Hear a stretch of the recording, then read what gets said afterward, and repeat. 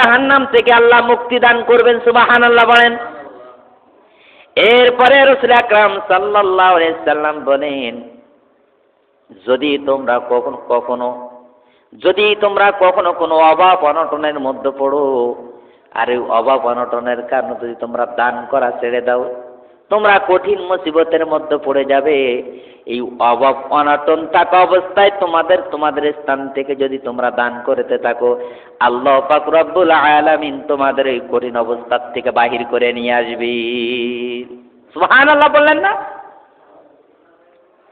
তাহলে অভাবের সময় যদি আমরা দান করি, তাহলে কঠিন অবস্থার থেকে আল্লাহ তাআলা বাহির করে নিয়ে আসবে। কারণ রাসূল আকরাম সাল্লাল্লাহু আলাইহি সাল্লাম ছিলেন পৃথিবীর শ্রেষ্ঠ দানশীল। ছিলেন রাসূল পাক সাল্লাল্লাহু আলাইহি সাল্লাম। এমন বড় দানশীল ছিলেন, আল্লাহর রাসূলের কাছে এত পরিমাণ হাদিয়া আসতো, আল্লাহর রাসূল যদি এই 1 বছর অথবা 1 মাসের হাদিয়াগুলো গচ্ছিত রাখতেন, 1 মাসের হাদিয়াগুলো যদি আল্লাহর রাসূল সাল্লাল্লাহু আলাইহি সাল্লাম গচ্ছিত রাখতেন, মা আয়েশা সিদ্দিকা বলেন, আরবের শ্রেষ্ঠ ধনী হিসেবে আল্লাহর রাসূল বিবেচিত হতেন। জোরে কান সুবহানাল্লাহ। আরবের লোকেরা, বিভিন্ন রাষ্ট্রপ্রধানেরা যেভাবে আল্লাহর রাসূলকে হাদিয়া দিতেন, আল্লাহ রাসূল যদি হাদিয়াগুলো গচ্ছিত রাখতেন, তাহলে পৃথিবীর শ্রেষ্ঠ ধনী হিসেবে আল্লাহ রাসূল গণ্য হতেন। কিন্তু আল্লাহ রাসূল সাল্লাল্লাহু আলাইহি সাল্লাম, মা আয়েশা সিদ্দিকা বলেন, আল্লাহ রাসূলের কাছে যে পরিমাণ সম্পদ আল্লাহ রাসূলের কাছে আসতেন, আল্লাহ রাসূল সাল্লাল্লাহু আলাইহি সাল্লাম ডান দিক দিয়ে যদি হাদিয়া নিতেন, বাম হাত দিয়ে এত পরিমাণ বিলি করতেন, এত পরিমাণ দান করতেন। আল্লাহর রাসূল যখন উঠে যেতেন, আল্লাহ রাসূলের কাছে একটা খেজুরও আল্লাহ রাসূলের কাছে অবশিষ্ট থাকতো না। সুবহানাল্লাহ বললেন না? সুবহানাল্লাহ। এত পরিমাণ আল্লাহ রাসূল দান করতেন, 2 হাতে দান আল্লাহ রাসূল। মা আয়েশা বলেন, আল্লাহ রাসূল কেমন জানি দানের প্রতিযোগিতায় নেমে যেতেন। মা আয়েশা বলেন, আল্লাহ রাসূল যখন স্থান ত্যাগ করতেন, ওখানে একটা খেজুরও অবশিষ্ট থাকতো না, নিজের জন্য রাখতেন না। অথচ আল্লাহ রাসূলের জন্য হাদিয়াটুকু জায়েজ ছিল। সুবহানাল্লাহ।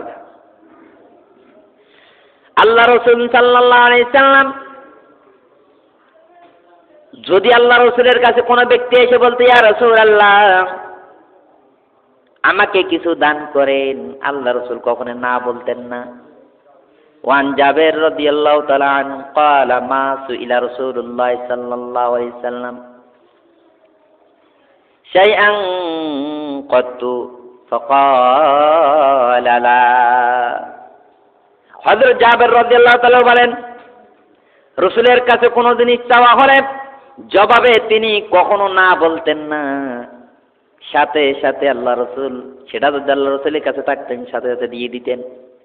আল্লাহ রাসূলের কাছে একটা চাদর ছিল, চাদরটা আল্লাহ রাসূল অনেক মহব্বত করতেন, অনেক ভালোবাসতেন, অনেক আদর করে যত্ন করে চাদরটা আল্লাহ রাসূল গায়ে দিতেন। আল্লাহ রাসূল অনেক আদর করে, অনেক মহব্বত করে, অনেক ভালোবেসে চাদরটা গায়ে দিতেন।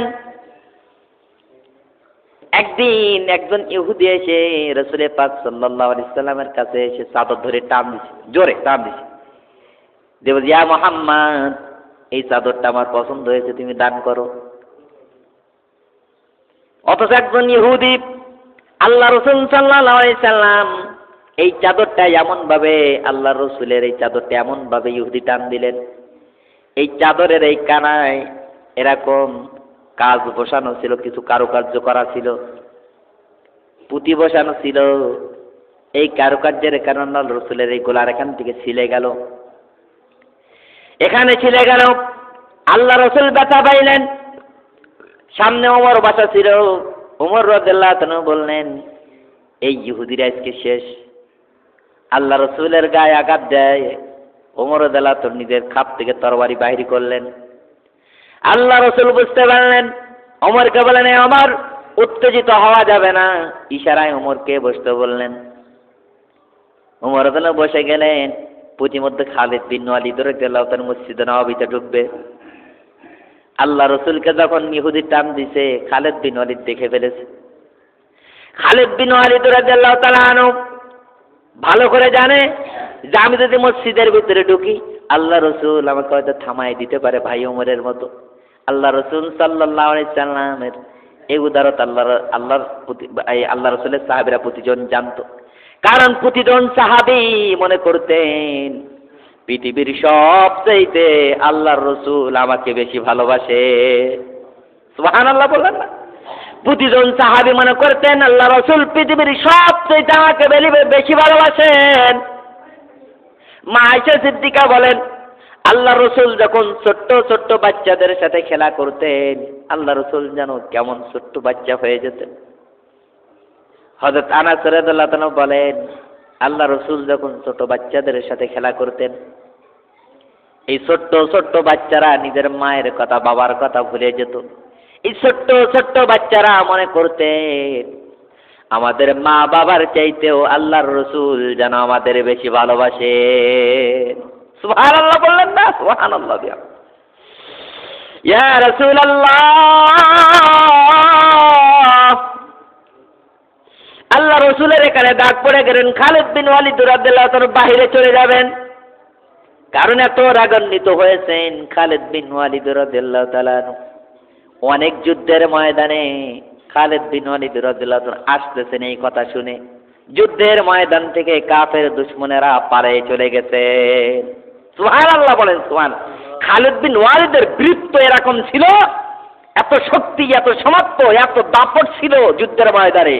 খালিদ বিন ওয়ালিদ রাদিয়াল্লাহু তাআলা শুনছেন আসছেন খালিদ বিন ওয়ালিদ কোন যুদ্ধের ময়দানে, যুদ্ধের ময়দান থেকে কাফের মুশরিকরা দৌড়ে পালিয়ে চলে যেত। যুদ্ধে বিনা রক্তপাতে অগণিত যুদ্ধে খালিদ বিন ওয়ালিদ রাদিয়াল্লাহু তাআলা যুদ্ধে জয়লাভ করেছেন। সুবহানাল্লাহ। খালিদ বিন ওয়ালিদ রাদিয়াল্লাহু তাআলা বাইরে চলে যাবেন। হযরতে সালমান ফারসি রাদিয়াল্লাহু তাআলা আনহু ঢুকতেছিলেন। সালমান ফারসি রাদিয়াল্লাহু আনহু ইশারা করেন আল্লাহ রাসূল আমার খালিদ রে ভিতরে নিয়ে এসো। ও খালিদ, আমার খালিদ, তুমি আমার সামনে এসে বসো, তুমি এসো আমার সামনে। খালিদ বিন ওয়ালিদ রাদিয়াল্লাহু চোখের পানি ছেড়ে দিয়ে আস্তে আস্তে করে আল্লাহ রাসূলের সামনে এসে বসলেন। আল্লাহ রাসূল সাল্লাল্লাহু আলাইহি সাল্লাম বলেন তোমরা শান্ত হও, তোমরা শান্ত হও। এখন দেখবেন যারা ভিক্ষে করতে আসে এদের ধৈর্য একটু কম আছে, দেখবেন নিবে তাকে পাও, তার ভিতরে আবার এমন ভাবে কথা কয় জানো আমার কাছে টাকা পাও না। ঘরের ভিতরে ঢুকে না দেবেন যে দেবেন, না দেবেন না চলে যাব, ধৈর্য নেই। আপনি একটা কাজ করতেছেন, কাজটা সেরে মনে করেন আসবেন, এসে এই ভিক্ষাটুকু দেবেন, এই ব্যক্তি নিত না। এই ব্যক্তি বলবে কি ব্যাপার, আমার ফকিরে দাঁড় করায় রেখে তুমি এত কি কাজ করো, অথচ এই কাজটা যদি আপনি ফেলায় রেখে যান আপনার ক্ষতি হতে পারে।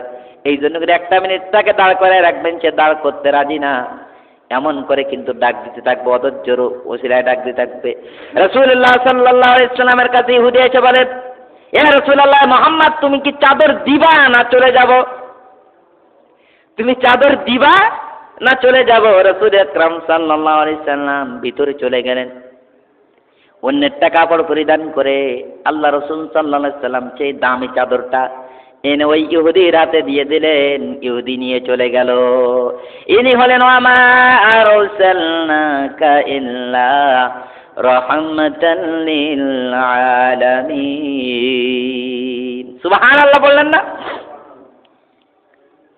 মা আয়েশা বলেন আমি দেখতাম আল্লাহ রাসূল সাল্লাল্লাহু আলাইহি ওয়াসাল্লামের চাদরটাকে বেশি বেশি নাড়াচাড়া করতেন, বারবার ভাঁজ করতেন, বারবার খুলতেন।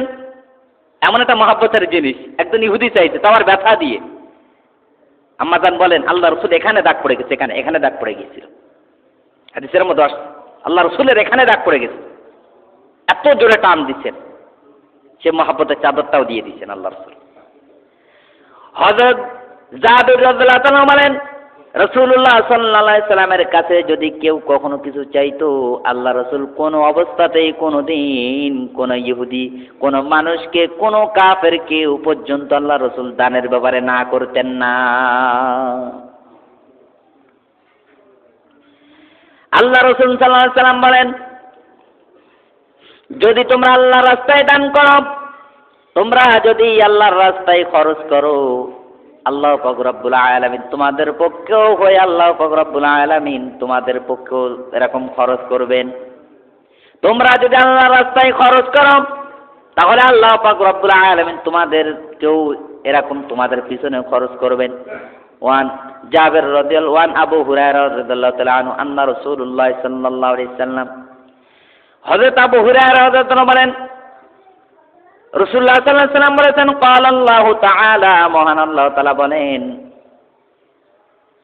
উনফিক ইয়া ইবনি আদম, হে আদম সন্তান, তোমরা ইউনফিকু আলাইক, তোমরা আল্লাহর রাস্তায় খরচ করো, কারণ তোমাদের পক্ষ থেকেও খরচ করা হবে, তোমাদের জন্য আল্লাহর পক্ষ থেকে তোমাদেরকেও খরচ করা হবে। অর্থাৎ তুমি যদি আল্লাহর পথে আল্লাহ সন্তুষ্টির জন্য তুমি খরচ করতে পারো, আল্লাহ পাক রব্বুল আলামিন তোমার পিছনেও খরচ করবেন। জোরে কান সুবহানাল্লাহ।